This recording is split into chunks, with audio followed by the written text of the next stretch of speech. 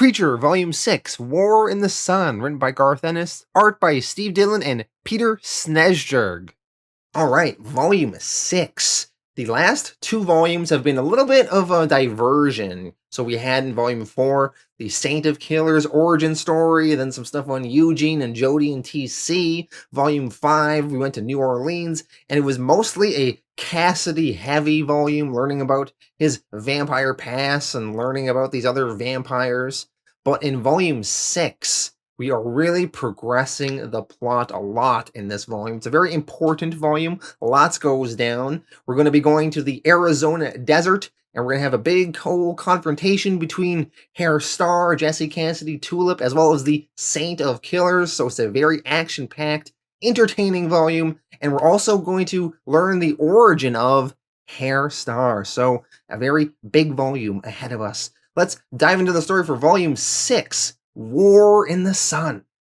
We're going to kick off this volume with the Preacher Special One Man's War. In this special, we will learn all about Herr Starr's origin from his early days in the West German military all the way up through his ascendancy in the Grail. The year is 1972. Herr Starr is a member of a West German elite counter-terrorism squad. Starr's first mission was to foil an airplane hijacking, where a group of anti-Israeli terrorists were holding passengers and crew hostage. Starr and his squadron managed to board the plane, guns blazing, shooting and killing all the terrorists on board. There were 97 hostages, 5 hostiles armed with automatic weapons, and through all the gunfire there was only one casualty, a 6-year-old girl. The other people in Starr's squad considered this a huge success. They had an allowance of 10 innocent deaths allowed, and they only had 1 innocent death. Starr holds that little girl though, her head shattered by gunfire, and he said to himself, "This is not the way the world should be." 2 years later, 1974, Starr is giving a lecture to other counter-terrorism squad candidates. Starr tells the people, "Shoot the woman first. Any female terrorist operative has had to work 10 times harder as her male counterparts to be accepted into their organization. She will be more able, will react quicker, and will generally be much more dangerous. Kill her first." Starr, working counterterrorism all these years, he has a real distaste for chaos in the world, and has a real devotion to duty and law and order. But he's a little bit jaded by the system he is working within. Starr soon caught the attention of a Brendel Hauptmann. Brendel is an agent of the Grail. Brendel started looking into Starr's background, asking around, looking into Starr's record as a soldier, but also as a person. He was looking for signs not only of Starr's capability, but his loyalty to the goals of the Grail. Brendel is thinking of recruiting Starr into the Grail, and he asks him if Starr would be interested in an alternative. And Starr asks, an alternative to what? Our system? And Brendel replies, to everything. Brendel says to Starr, "Now at this point, I must ask you a question. Are you a Christian?" And Starr replies, "How important is it that I should be?" And Brendel says, "Utterly." Starr answers, "I'm a committed Christian." Brendel tells Starr that he has people he would like to introduce him to. We see some of Starr's romantic personal relationships, and we see even in the 1970s, Starr had odd proclivities about sex and relationships. He is on a date with a woman, and she thinks that Starr perhaps wants to be in a relationship with her, and Starr tells her, "I think there's been a misunderstanding. I am here to have sex. My interest is not social, it is merely coital." The woman seems shocked. Afterwards, Starr is talking to Brendel about his sexual habits, and Brendel tells Starr that, women want to be romanced, seduced. And Starr says, "I can't be bothered with any of that crap. I've always resisted sexual urges up until now, but it doesn't seem to go away no matter how vigorously I masturbate." In order to satisfy his urges, Starr eventually hired a prostitute, and after intercourse with said prostitute, Starr says that their sex was completely boring. He wants their sex to be dirtier, more sordid. The prostitute says, "We can do it in the alley round back if you want, but that'll cost extra." Starr replies, "What bothers me is the temporary loss of control that comes with release. That's probably why I've stayed clear up till now. Perhaps if there was some element of degradation at the beginning that would help me put it into context. How much does it cost to piss in your mouth?" So clearly Starr definitely has a lot of sexual hang-ups. Later on, Brendel is introducing Starr to a man named Eisenstein. Eisenstein is the bureaucratic soul of the Grail. While he's not the actual head of the organization, Eisenstein was the only one who knew exactly what was going on, who knew all the plans and all the timetables. And he revealed them to Starr. He tells Starr about a great apocalypse that would be started in the year 2000. Millions would die, and just before everything collapsed completely, the Grail would produce the Messiah, the true heir to the bloodline of Jesus Christ, and all the world would be united under him and under the Grail. Eisenstein offered Starr a place in this plan, but first there was a little test Starr had to pass. A rogue ex-Grail agent had to be silenced. He left the Grail and gave up a lot of classified Grail material to a couple of Spanish journalists. Luckily, those journalists and everyone thought that this man was insane because everything he was saying about the Grail sounds so ridiculous because it's all so unbelievable. Of course, it's all true though.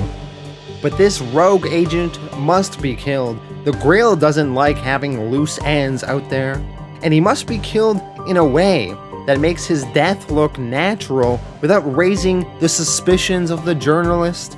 Starr says, thinking about it, "Easy, I'll just kill the journalist too." But Brendel explains, "They think he's mad, remember? They'll have told friends and colleagues about their amusing lunatic. If both they and the ex-Grail agent die, these people might get suspicious.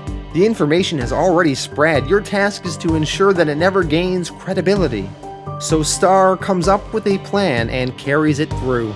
He blew up the insane asylum.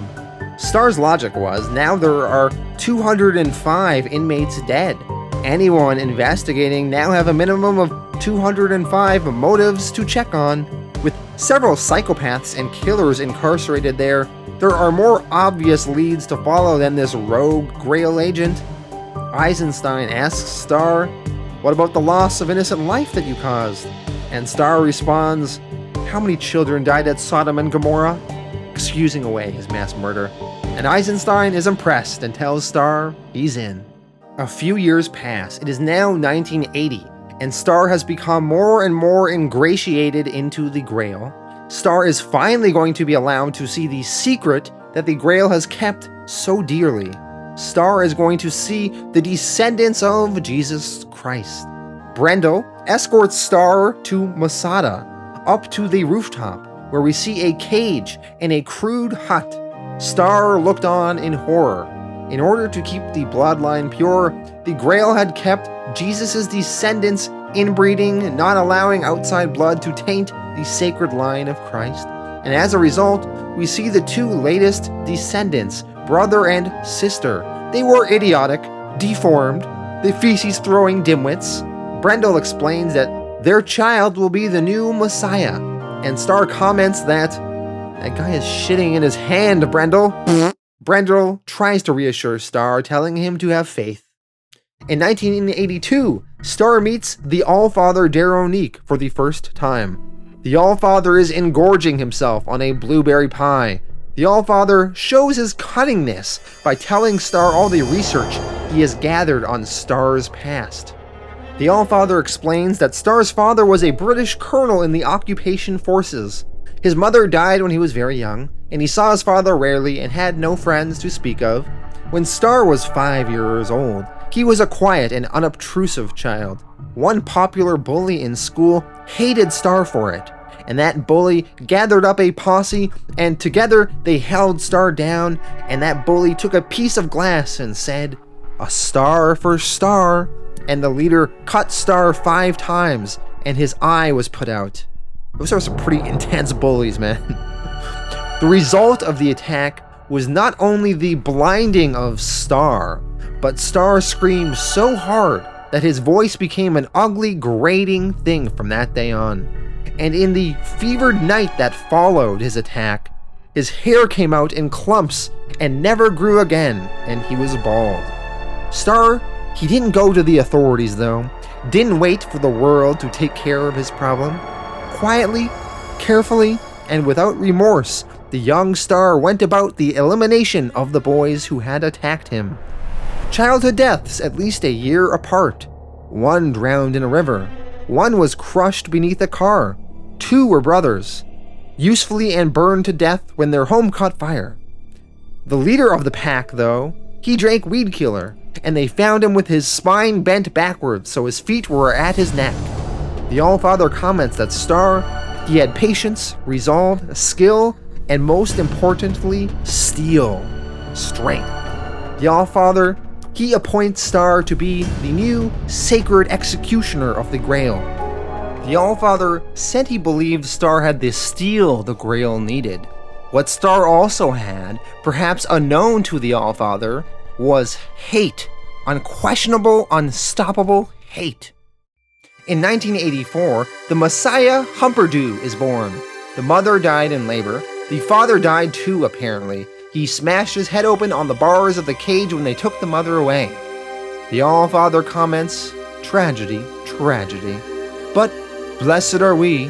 At last, he has come, at last, at last. The Grail's long wait is over. In 16 years, the child will save the world. In 1990, Starr talks with Brendel about the Grail's plans and how he thinks they are stupid plans.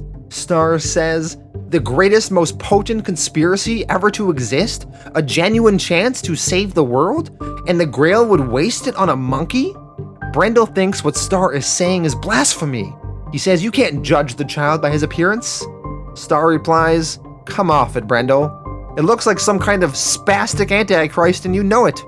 Starr reveals his plans to bide his time and eventually kill the Allfather Daronique and his mutant messiah.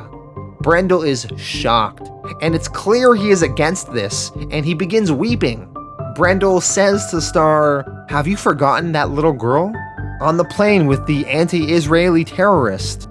I watched you that night, gazing at her shattered face. That's why I invited you to join the Grail. I thought you'd want to build a world where little girls would never have to die again. And Starr says, then we were seeing different things that night. I was looking at the face of chaos, a reminder that the world lacks order, that uncertainty can reach out and smash us at any time. So long as that continues to be true, fixating on a single death is pointless. I am at war. I have been all my life, and I would kill 1,000,000 little girls to win. Starr, by talking to Brendel, was hoping to bring him on as a co-conspirator, but he knew he couldn't count on Brendel. The man was clearly too dedicated to the Grail's cause, so he killed Brendel. 1993, a few years later, Starr tried to talk to the Allfather into allowing the boy Humperdew to be safely guarded at Masada instead of here at Le Sainte Marie with him. The Allfather rejects this though, saying, the child is better off with him under his tutelage. He is almost 10 years old, his holy powers will begin to manifest soon, and he will need a guiding hand. And then there is this ridiculous scene. Humperdew jumps off a diving board, and he jumps right onto the Allfather's stomach, appears to get sucked in momentarily, and then bounces off his stomach into a nearby wall.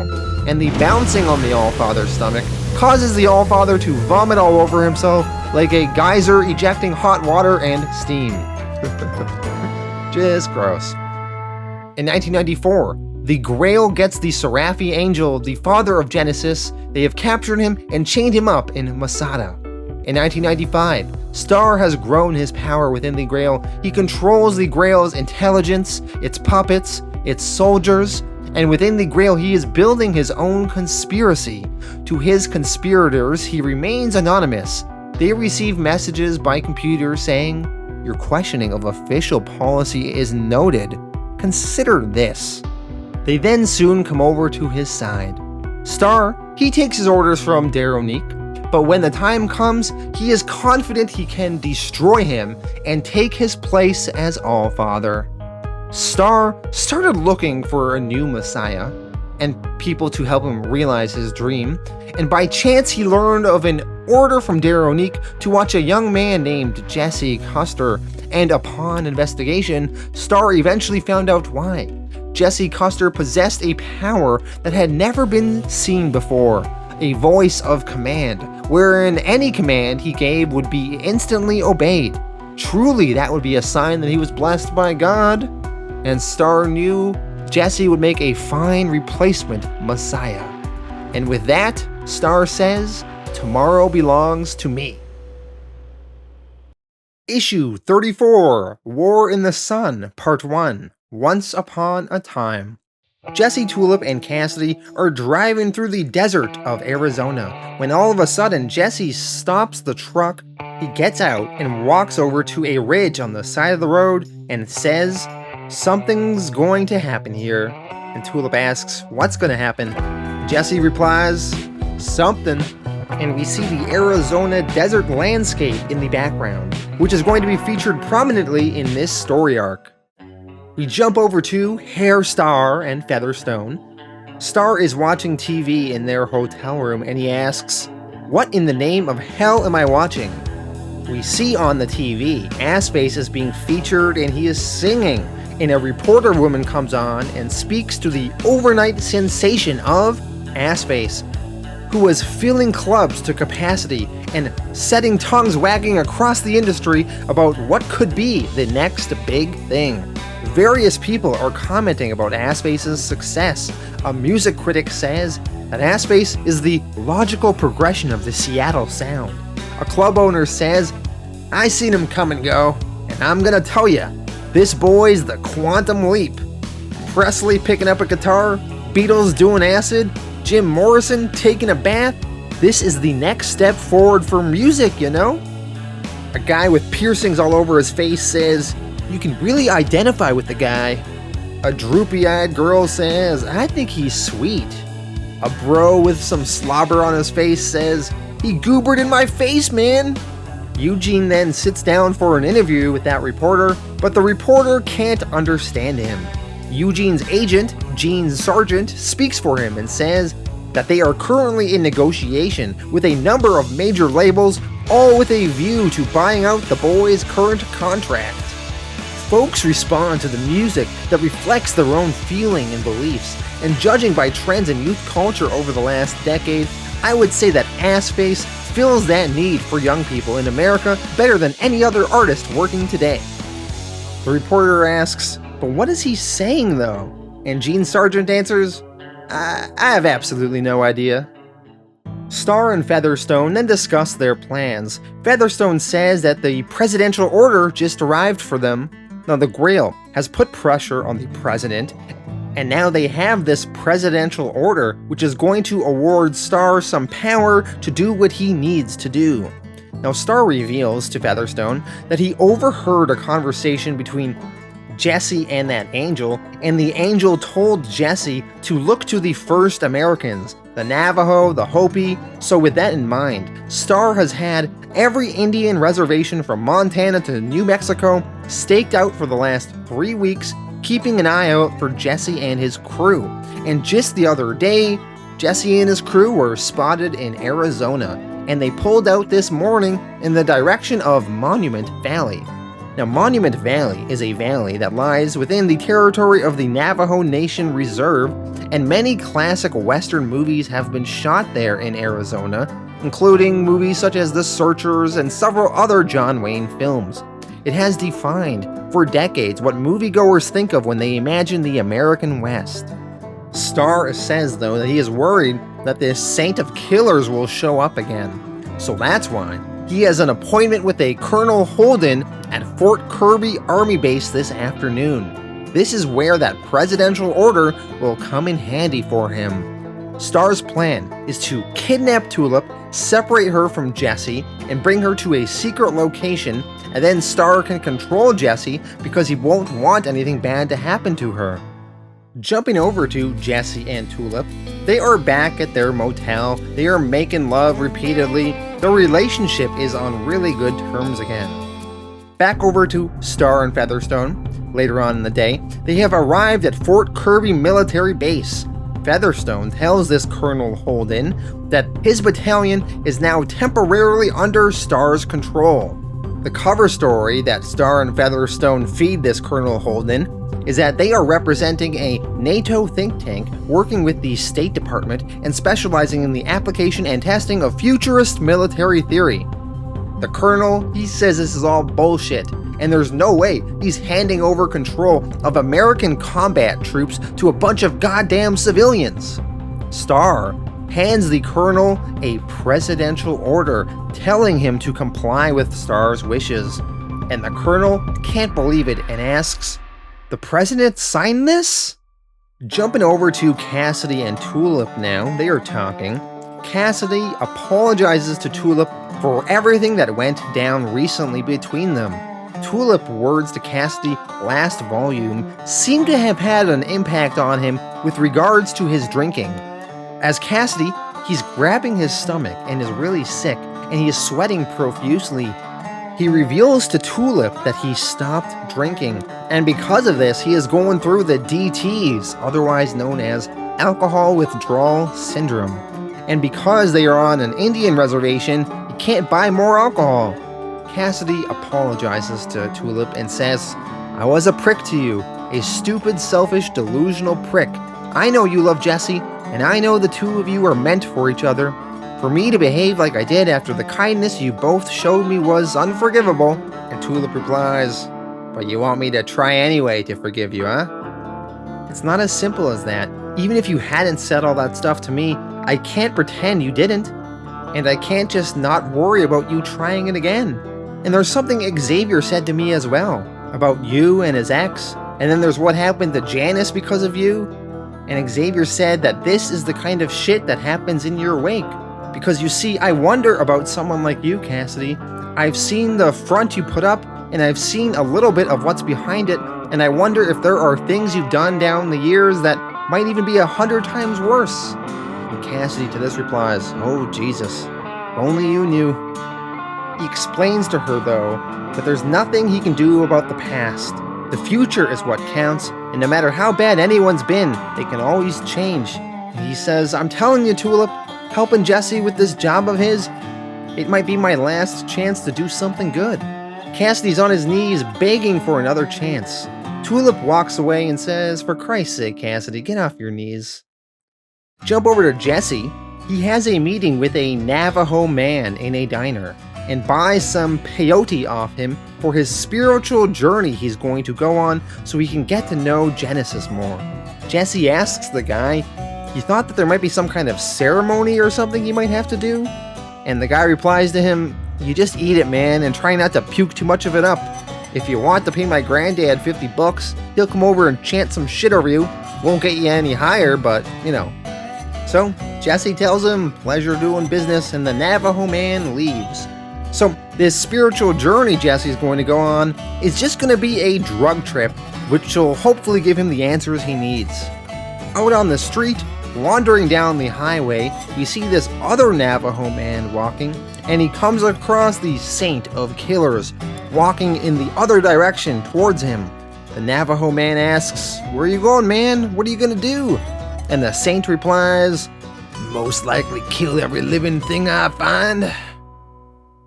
Issue 35, War in the Sun, Part 2, You and Me Against the World. Herr Starr is walking in a military garb now, surrounded by all these tanks. He is very satisfied with where he finds himself in his life now and all the new power he has, and he says to himself, "I have an erection." You jump over to Cassidy and Tulip. They are in a diner. Tulip is giving Cassidy a second chance. Cassidy says, "I promise you I won't let you down this time." Jesse joins them in the diner. He says he wants to go out for a drive into the desert and watch the sun go down on the valley. Tulip says, "Count me out. I'm too tired to listen you go on about old Western movies." Cassidy says he'll join Jesse though, so the two of them get in the truck and drive out into the desert. Now Cassidy sees Jesse brought some bourbon with him. Remember, Cassidy was trying to experiment with going sober, although Jesse didn't know that. Cassidy asks him, "What are you doing with these, Jesse?" And Jesse answers, "Who would be dumb enough to come to an Indian reservation and not bring his own liquor along?" Back to Herr Starr.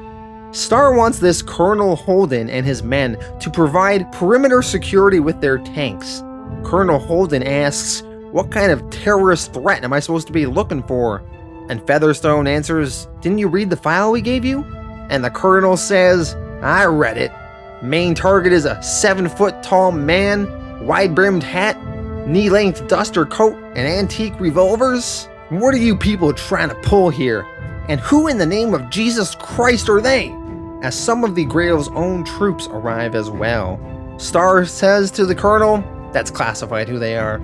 Starr and the Colonel start yelling back and forth at each other, and Starr tells the Colonel that all the information he wants is classified, and he doesn't care if the Colonel loathes him or masturbates to him, screaming his name. He tells the Colonel, "You are here to follow my orders, and what we are doing here is classified. So when you have a question or an opinion, you can shove it firmly up your ass. And if you harbor any ambitions above Colonel, you should regard this as excellent advice."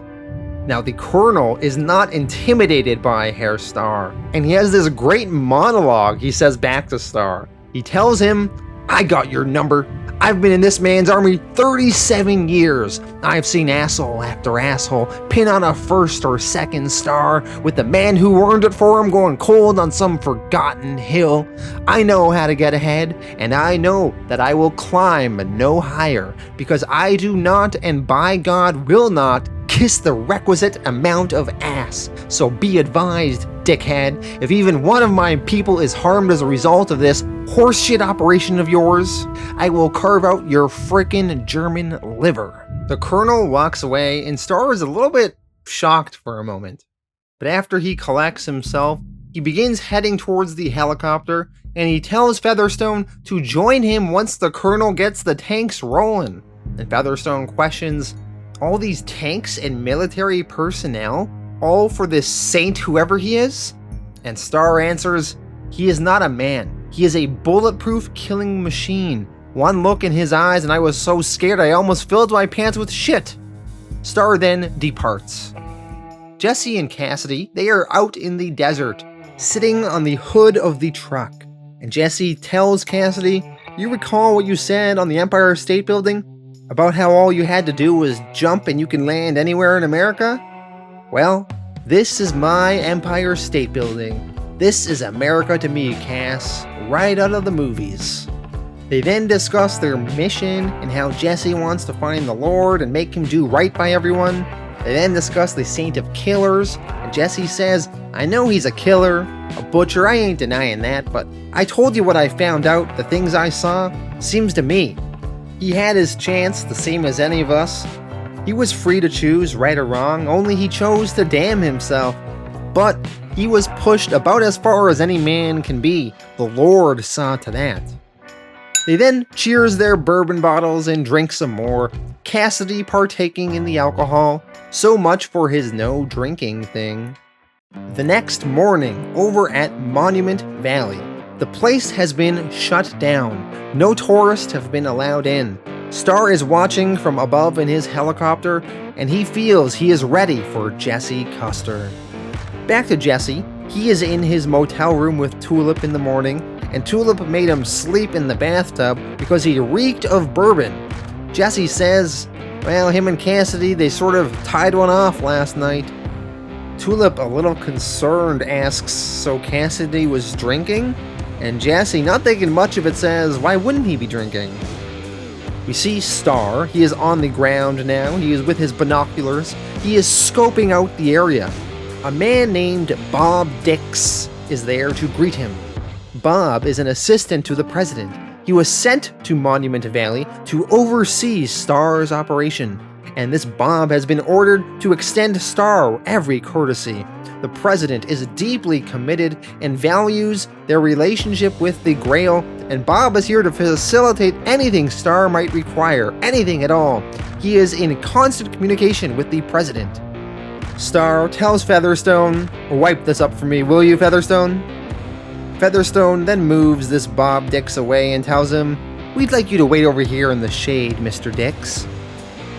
Featherstone then walks over to talk to Starr, and Starr says that this Bob guy from the White House, he's just here to stop me from doing anything too dreadful. Some frickin' hope? Still, that direct line to the White House might be useful, and that jet of his, if a certain extreme measure I've set up becomes necessary, it's good to have an escape plan. Starr, then looking through his binoculars, spots a rad truck in the distance. He sees Jesse, Tulip, and Cassidy. Starr orders the units to stand by. He wants to separate Tulip from Jesse. Jesse, he stops the truck and gets out. He grabs that peyote he bought, and he's gonna go do it. Tulip asks Jesse, "You really have to do this?" And Jesse responds, "I guess so." And he walks off into the desert. As he walks away, Tulip talks to Cassidy a bit, and she asks him, "I thought you quit drinking?"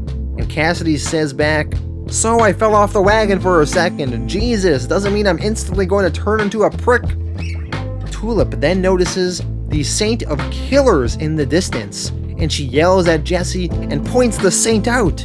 The Saint of Killers in the distance says, "Preacher." Jesse and Tulip decide what they're gonna do. Jesse tells Cassidy he better sit this one out. It's daytime, he'll just burn up in the sun. Tulip grabs her gun and tells Jesse, "Don't you dare try to leave me behind this time." And Jesse says, "Ain't no one I'd rather have backing me up." They kiss. Tulip says, "Let's go," and then they prepare to face the Saint of Killers and any danger that might befall them. Issue 36, War in the Sun Part 3, Come and Get It. Jesse and Tulip walk over to the Saint.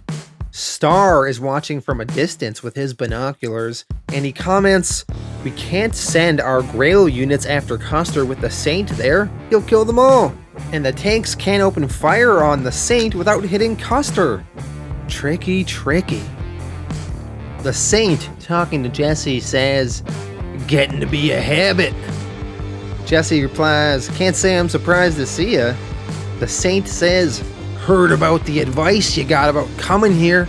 Figured him with the scar, one that dropped a mountain on me, he might just follow you, so there's that. But you and me, preacher, we got unfinished business." And Jesse tells him, "Yeah, I found out some things about your family. You ain't gonna like them." Jesse explains everything he knows about the Saint's history, but what the Saint doesn't know is that the Lord sent that blizzard towards McCrady's men in order to put them on their way to the Saint. The Lord made it happen. He knew what the Saint was like, what the Saint would do, and the Lord knew what the Saint would agree to become if he could fix things just right. The Saint becomes furious with God when he learns that God was manipulating the situation that led to his family being killed and led to him becoming this Saint of Killers. The Saint tells Jesse, "We're even, preacher." The Saint, he then sees tanks in the distance and starts walking towards them. Jesse tells the Saint, "Hey, we gotta take that asshole down," referring to God. The Saint just tosses Jesse back several feet in the air behind him and begins walking towards those tanks. The tanks roll in and the dust begins to settle, and the tankers see the Saint in the dust cloud. One of the tank drivers says that they have confirmation on their target. The Saint reaches for his pistols and yells, "Fight me!" The guys in the tanks get their confirmation from Colonel Holden, who tells them, "Well, we got our orders, son. Let's get this bullshit over with." The tankers start blasting the Saint with tank shots, exploding all over him. One tanker, overconfident in their firing barrage, thinking that they've killed the Saint, says, "Adios, amigo." But then the dust settles again, and the Saint is still standing there, perfectly fine. All the soldiers then start freaking out in disbelief. They're commenting, "Are you seeing this? Is this a joke? What the F?" The Saint then begins firing back at all the tanks, and I guess because his bullets can't miss, and every bullet always hits its target, he's able to shoot right through the tank's armor at the soldiers within. One of the tanks explodes. Colonel Holden yells for his men to fire back. He then yells for another man who's with him in this jeep to get the jeep started and take him to Starr right now. The Saint continues firing. Boom, boom, boom. He's getting headshots, he's making tanks explode. The Saint then kills the driver that was driving Colonel Holden in the jeep, causing the jeep to crash. Tulip tries to drag Jesse away to safety. The Saint is still firing at everybody.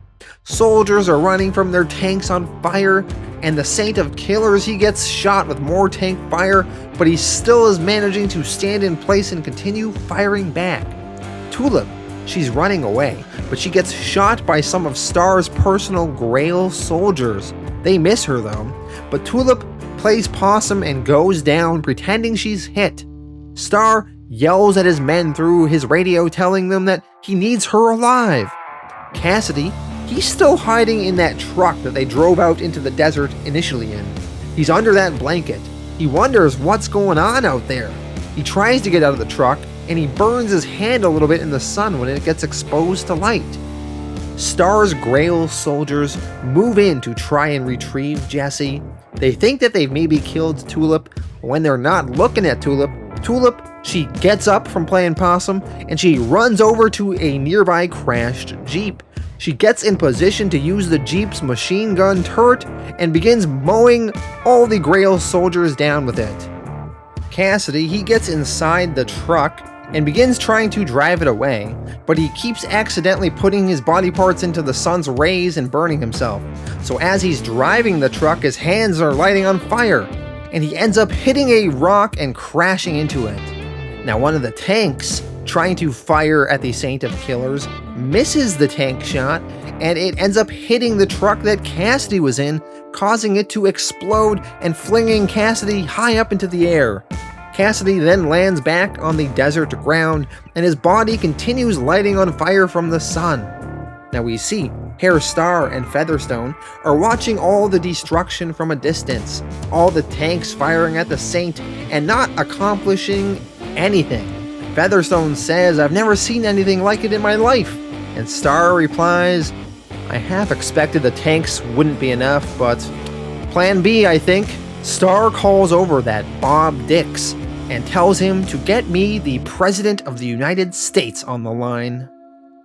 Issue 37, War in the Sun, Part 4, The Shatterer of Worlds. The Saint is still blasting away at everyone. Starr gets this Bob Dix to put him on a special line with the President. Starr is ordering the President to drop a nuclear bomb on the place. He tells President Bill Clinton, "This is no time to get cold feet, Mr. President. The measure I arranged with you has become necessary after all. You will give the order now or you will suffer the wrath of the Grail. You know how it works. We got you in there, we took care of you every step of the way, so that if we ever needed you, you could play your part. I guarantee your continued political survival. You will remain within our care, and you are well aware of the alternative. Yes, I know your daughter is guarded everywhere she goes. Who do you think's going to do the shooting? Whether God forgives you is irrelevant. Do it now." So Starr putting immense pressure on the President to launch a nuclear bomb.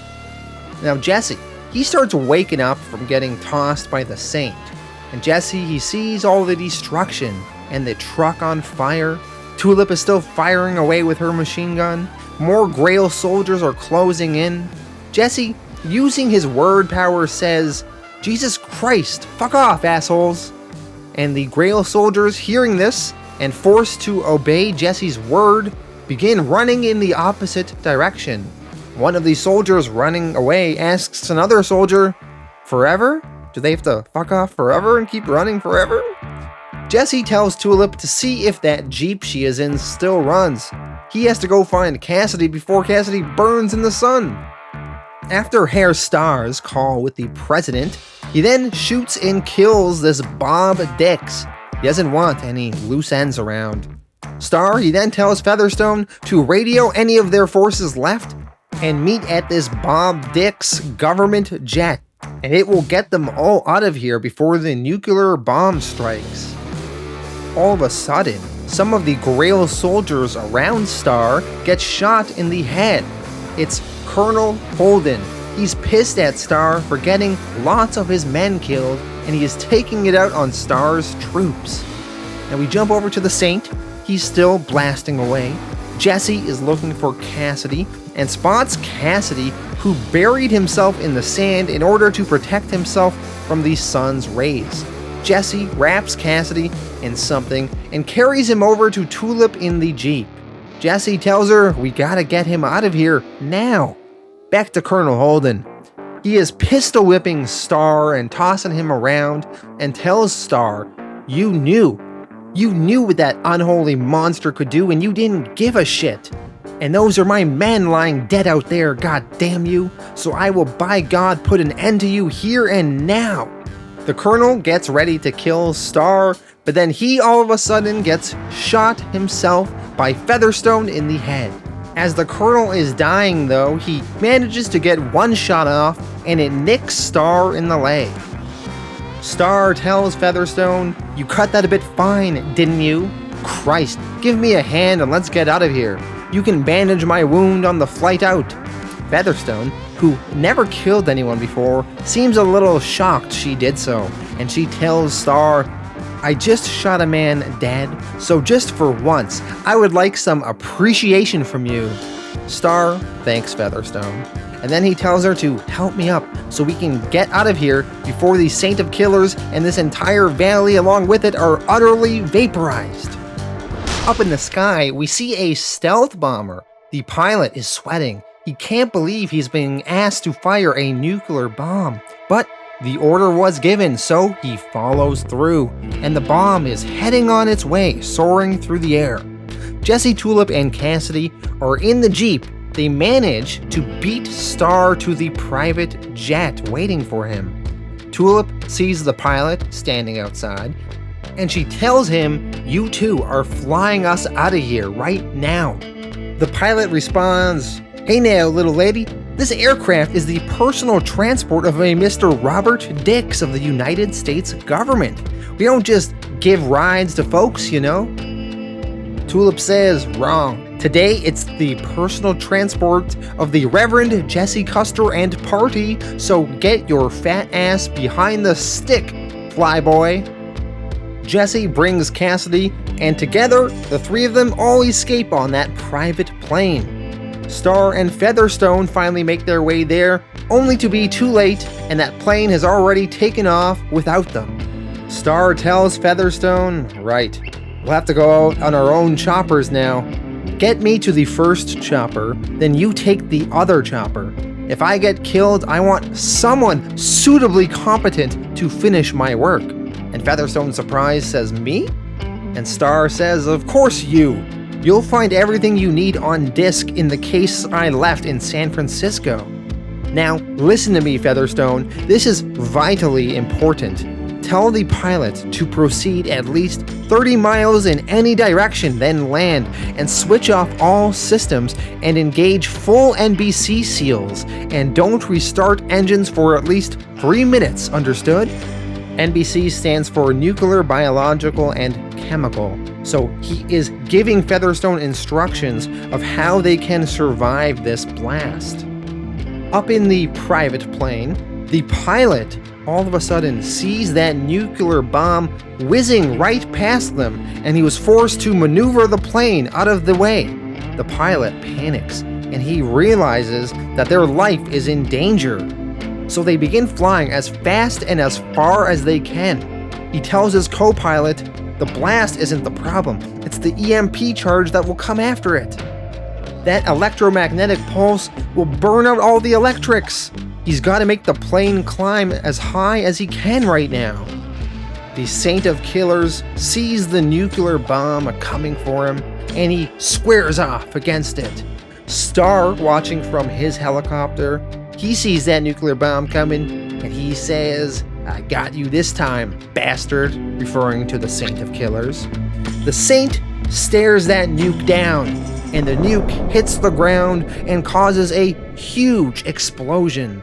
The explosion is so big, it causes the plane doors in the private jet that Jesse is in to swing open, and Jesse all of a sudden gets sucked outside. Cassidy manages to grab Jesse's hand though. Now we see Featherstone. She is safe. Her chopper got far enough away and landed. She hears news that Starr's chopper was not so lucky though. Something about engine failure? Back to Jesse's plane. The EMP charge has knocked out the power in the plane, and the pilots are trying to fly the plane by just gliding it.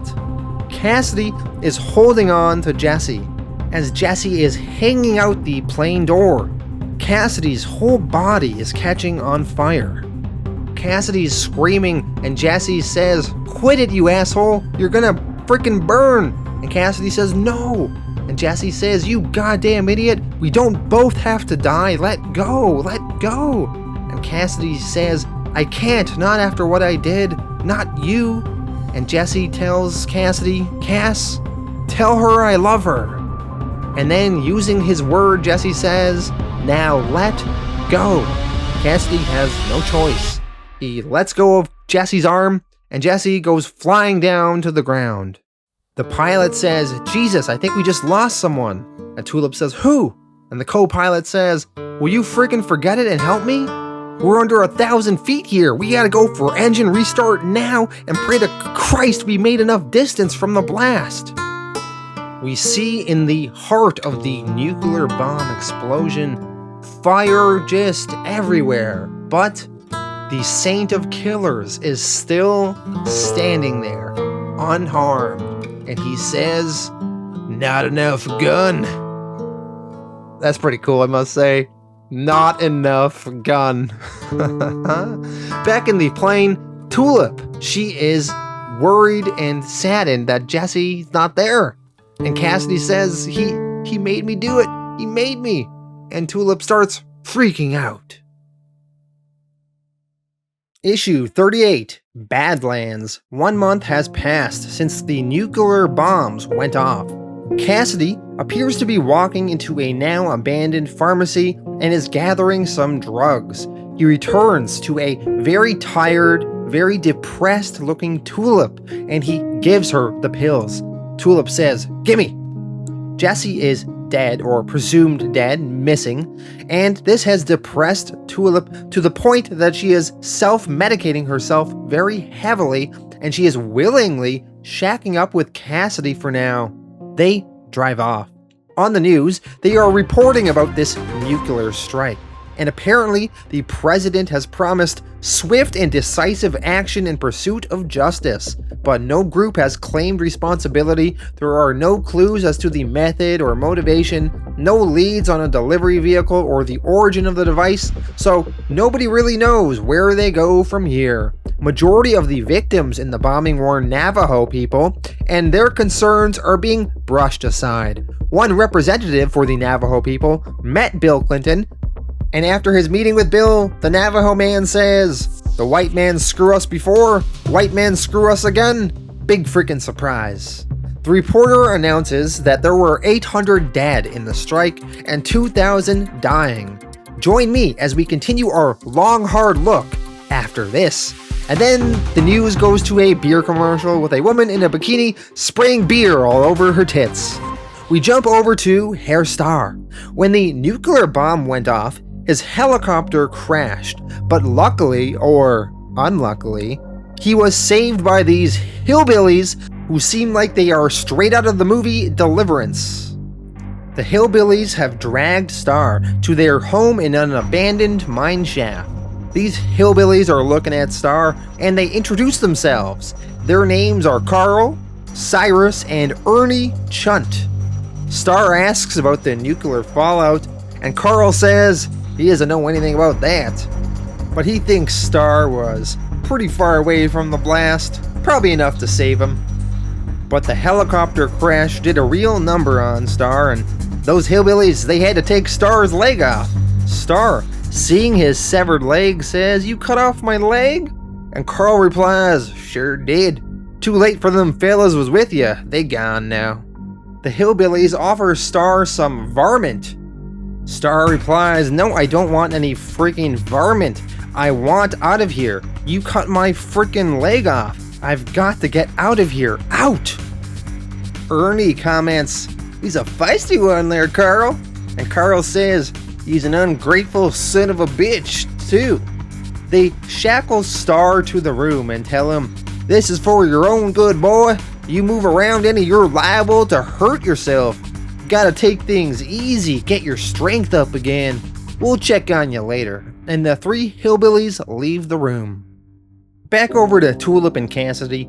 Tulip is not eating, and she is just taking tranquilizer pills and drinking vodka. Cassidy is worried what Tulip is doing to her health and doesn't think all these pills and vodka are a good idea. Tulip doesn't really care though. Cassidy asks Tulip, "You want to talk or something?" Tulip just starts crying profusely and says, "I just want him back." Cassidy tells her, "I'm sorry, I'm awfully sorry, but he's gone. It's been a month now. I know it's been awful for you the last few weeks, but you gotta be getting used to it by now." And Tulip says, "But I love him, I love him. I've been loving him for so long. Jesse and me, we just can't end like this, we just can't." Cassidy says, I know, I love him too. He was my best mate, and I never knew a fella like him, but I keep telling you, he couldn't have survived a fall like that. Nobody could. I tried to hold on to him, but he just looked at me and... Tulip says, "But why did it have to be him?" We jump over to Arsefaced in the news. His new single called You Oughta Know had its second week at #1.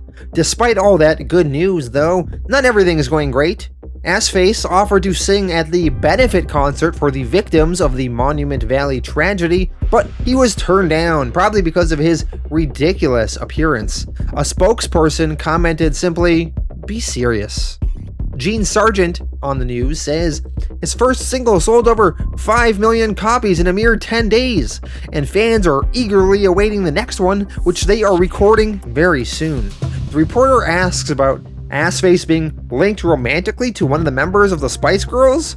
Although Eugene seems to know nothing about that, it's a surprise to him, and it was most likely a rumor started by his manager, Gene Sargent, because Gene says, "Wow, I don't know who started that little rumor."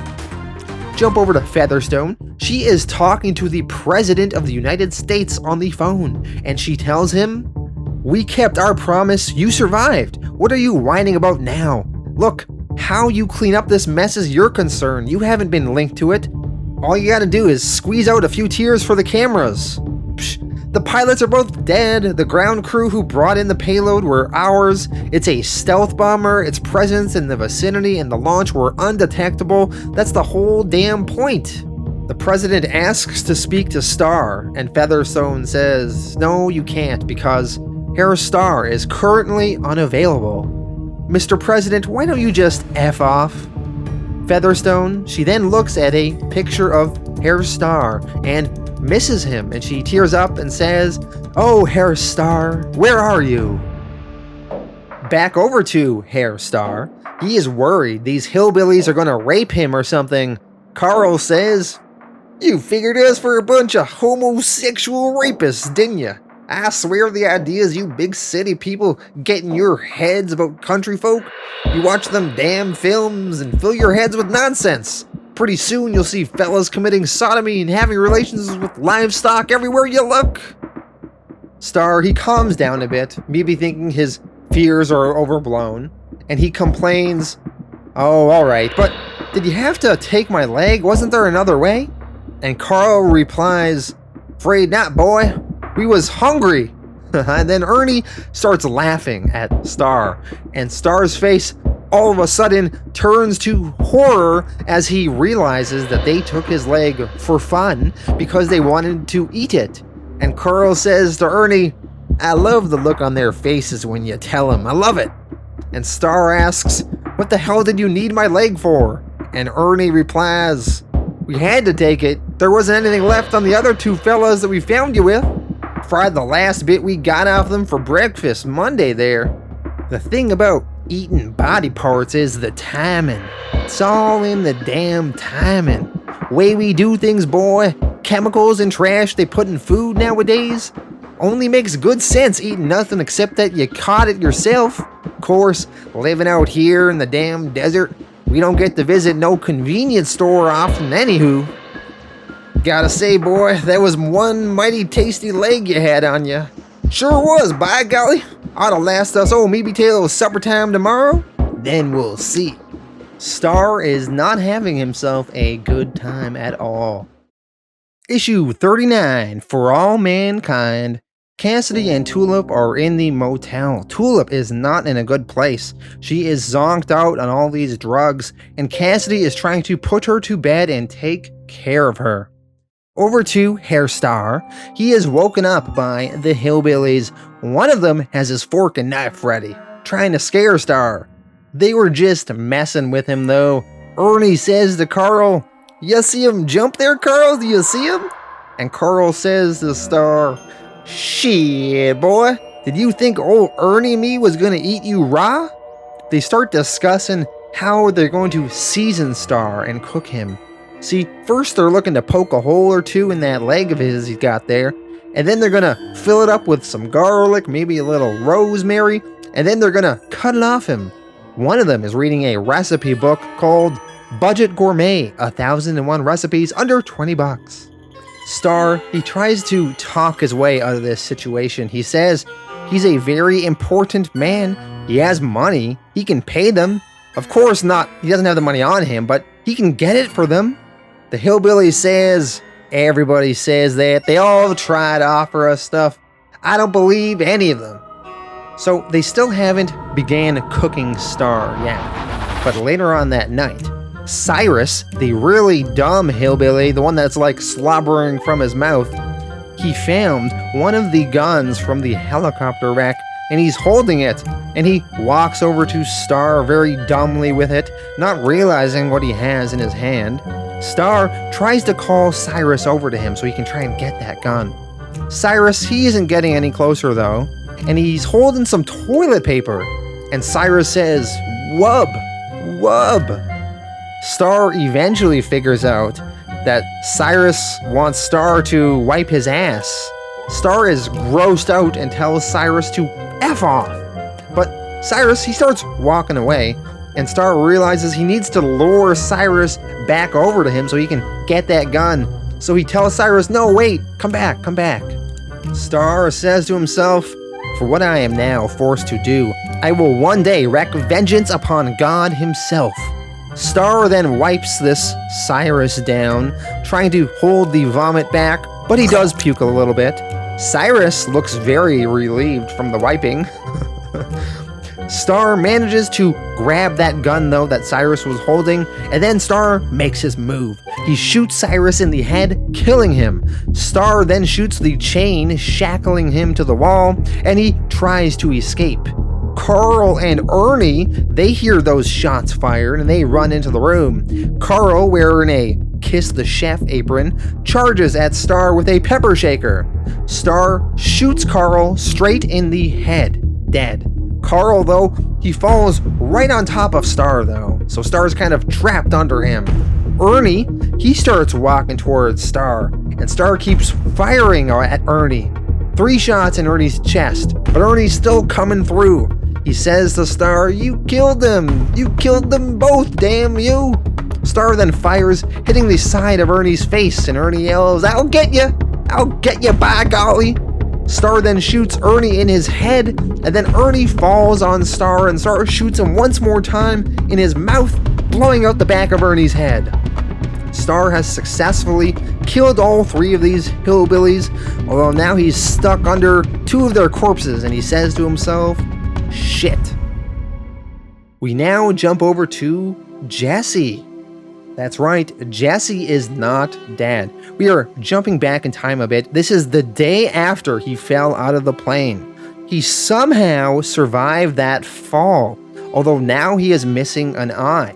It does not get revealed right now how Jesse survived that fall out of the plane, or how he lost his eye. But right now, Jesse can't remember and we don't know. It will get revealed later. Jesse, he is staggering through the desert, exhausted, dehydrated, half-blind. He missed a sign reading "Blasting in progress, keep clear." Jesse, he appears to have stumbled into some sort of blasting range and almost got blown up. We see big words reading "fuck you" blasted into the ground, several miles long. A man runs over to Jesse and asks him, "You out of your damn mind?" This man who found Jesse, he ended up nursing Jesse back to health over the course of a month. This man's name is Johnny Lee Wombat. Johnny explains to Jesse that for about a month, Jesse slept, and then he ran around a little bit like a lunatic yelling stuff like "never, never, F you," etc. Jesse, he doesn't remember any of it, and that kind of shocks Johnny. Jesse says all he remembers is falling out of that damn airplane. After that, well, I wasn't really expecting there to be an after that. So Jesse has this hole in his memory and had to recover over the course of a month with this Johnny Lee Wombat guy. Jesse and Johnny, they get to talking and walking around where Johnny lives, and Jesse finally asks Johnny, "So what's the deal with the big F you carved into the ground?" Johnny Wombat tells Jesse his life story. So there was nothing Johnny Lee Wombat wanted more in his life than to be an astronaut. When he was 10 years old, he listened to the moon landing on his radio and knew that that was his destiny. He worked as hard as he could, trained and studied, and after school managed to get a job in the Air Force, but not as a pilot, which would be the usual track to being an astronaut. He got a job as a clerk. Still, that wasn't about to stop him. Johnny Wombat forged an application by putting his name on another man's service record and submitted it to NASA. He was accepted and called to duty, and it was the proudest day of his life. But they kicked him out within 24 hours. They clearly found out he lied or realized he wasn't up to snuff. Johnny was bitter. He believed that his passion would overcome whatever physical or educational deficiencies he might have had. He believed that grit would make him the perfect astronaut, and grit alone would be enough. He wallowed in his bitterness for over a decade, during which time he fell into impotence and alcoholism. His marriage broke up. He had sordid encounters with prostitutes, some of whom in fact were almost certainly men. But after 10 years of self-pity and misery, he finally knew how he would prove to NASA and the world that he had the passion, drive, and dedication they needed. He channeled his anger into his work and saved as much money as he could. And then he bought up about 20 square miles of Arizona desert, not a very expensive proposition. Then he started buying up dynamite and began bringing his very carefully made plans into fruition. After 10 more years, he was able to carve the words "fuck you" a mile long into the desert. His plan is for one day, the space shuttle up there will look down and see his very thoughtful message. Johnny says this little project of his really kept him going all these years. Johnny asks Jesse, "What keeps you going?" And Jesse replies, "You really want to know? A girl," referring to Tulip. Issue 40, Arsefaced World. Jesse left Johnny Wombats, who was kind enough to give him a $1,000 loan. Jesse, he gathers some supplies in a nearby gas station and is now on his way to try and find Tulip. At that gas station, Jesse meets a stray dog named Skeeter. Jesse befriends the dog. The dog seemed friendly enough, maybe a little bit too friendly perhaps. Skeeter tried to play with a visiting police officer, and the police officer, who's kind of an asshole, kicked the dog. When Jesse confronted the officer about kicking the dog, the officer did not give Jesse a response he appreciated, so Jesse ended up punching that cop right through the windshield of his patrol car. Jesse and that dog then walked on. We see Herr Starr. He is hopping on his one leg through the glaring sun of the desert. He looks like he is getting a really bad sunburn. He falls multiple times due to only having one leg. We see Tulip.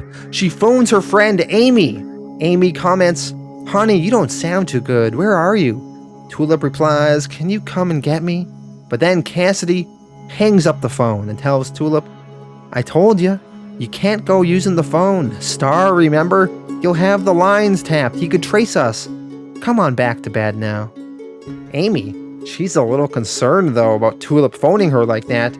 So she phones one of her friends who just happens to work in the FBI and asks her friend for a trace for the phone call that just phoned her so she could get an idea of where Tulip is located right now.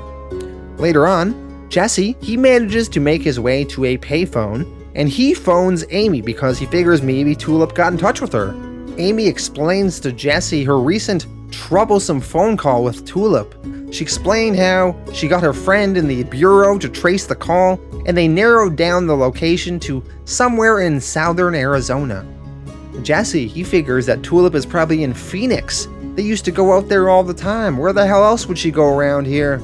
All I gotta do is check all our old favorite places and I'm sure I'll run across her sooner or later. Jesse thanks Amy and hangs up and continues on his search for Tulip in Phoenix. Tulip and Cassidy are in their motel. Cassidy thinks they should head out soon, maybe go to California, and Tulip asks if Jesse said anything before he fell out of the plane. And Cassidy replies, "I thought we agreed we weren't gonna talk about him so much. I mean, it only makes you miserable, doesn't it? You have to put it behind you, put it somewhere in some wee corner of your mind so it doesn't get to you all the time." And Tulip says, I will, but I just think it'd be easier if I knew what he said, like it would help me finish things. There isn't anything he said before the end." Cassidy pauses, and then he decides to lie and says, "No, love, he just fell." But remember, what actually happened is that Jesse told Cassidy before he fell out of the plane for him to tell Tulip that he loved her. Cassidy decided to omit that. Jesse is driving. He hears on the radio that Arsefaced is becoming a huge success in the music industry. He also hears about a 16-year-old boy who apparently shot himself in the head trying to emulate his hero, Arsefaced. And that 16-year-old boy died. And now his family is suing Arsefaced for $5 million. Also, media watchdog groups are calling for a ban on Arsefaced's music. This drives Jesse crazy. One dumb kid kills himself, and now Arsefaced is getting in trouble for it. Jesse hates these politically correct watchdog groups. Who put them in charge? Jump over to Herr Starr. He managed to get to a payphone and called Featherstone to pick him up. Featherstone arrives and hugs Starr. She is so happy to see him. She asks him, "So, what's next?" And Starr says, "A hot bath, a week's sleep, a prosthetic limb, and Armageddon in that order. Get on with it, Featherstone." The pilot helps Starr with his one leg to the helicopter, and Featherstone tears up and says, "Oh, Herr Starr, it's really you." Jesse, he arrives in Phoenix with his new dog, Skeeter. He is looking for Tulip at all the old familiar places they would frequent, and sure enough, he spots her at a restaurant with Cassidy through the restaurant window. Tulip still seems a little zonked out of it. In the restaurant, Cassidy tells her that she is beautiful. He asks her for a kiss, and Tulip says, "Later." Cassidy kisses her anyway. They then get up and leave. Jesse, seeing Tulip and Cassidy now together and apparently a couple, he can't believe it, and he can't bring himself to meet them. And he is so surprised by the revelation of them together that he is literally knocked on his back. Alright, now we end this volume with the absolutely ridiculous Arsefaced dream sequence. Enjoy! Eugene, aka Arsefaced, he's a little depressed. His fairy godmother, who also has an asshole for a face, asks, "What's the matter? You're all over TV. They're playing your record coast to coast. You're a star." And Eugene mumbles something, and his fairy godmother says, "You're not ugly. Okay, yeah, you're hideous, but what if it was a different world? What if this was a world where you weren't the ugliest man?" Eugene seems pretty happy about what his fairy godmother is saying. his fairy godmother transports Eugene to a world in his image, and he is wandering around his ass-faced world, filled with ass-shaped clouds and ass-shaped sun. Eugene walks down the street and he sees everyone has ass-shaped faces, and Eugene is happy. Ass-shaped babies who fart out their faces. Eugene, he is flying in the clouds and he sees his dad, and his dad says, "I'm here to tell you how proud I am of you, son. I know things were difficult between us before, but that's all gonna change now that we're a family again. Why, a father couldn't hope for a better little boy. I want you to know, son, I love you." Eugene, he is flying in space, and he sees the Earth, which is also shaped like a gigantic ass. And the Earth tells Eugene, "Good night, Assface," and Eugene responds, "Good night, world." And that is the end of the volume. Alright, so that was War in the Sun. I thought a very compelling volume. I enjoyed learning about Herr Starr's origin and his journey to the current day, so that was very good. I enjoyed the battle in the Arizona desert and all these different factions coming together. So we have Herr Starr arguing with this other military guy about who's in charge. We had the Saint of Killers in the mix. We had Jesse just trying to do these drugs and learn about Genesis, but all of a sudden they all come together and they all have to battle. And what an entertaining battle, culminating in a nuclear bomb striking the area. Highly entertaining. I love when the Saint of Killers gets hit with that bomb. He just says, "Not enough gun." And he survives and just keeps going. What a machine that guy is. So that was all great stuff. I liked in the aftermath where some of the characters ended up. I thought it was funny how Herr Starr got captured by these hillbillies and they ate his leg. So I like Herr Starr being used in this comedic way. In any other movie or comic, he would be the serious villain that's always super imposing. But I like how Garth Ennis just makes him a joke sometimes. It makes this bad stuff happen to him. So I really enjoyed that. I thought it was interesting how Tulip fell into this depression and Cassidy sort of took advantage of that. And of course, Jesse goes on his whole little adventure there. And there's some mystery about that hole in Jesse's memory, which we're going to learn more about next volume. Then, of course, we had the Arsefaced dream sequence, which was ridiculous, but I thought very funny. So overall, I really like this volume. I'm going to give it an 8 out of 10. Thank you all for watching, and I will be back next week with Volume 7.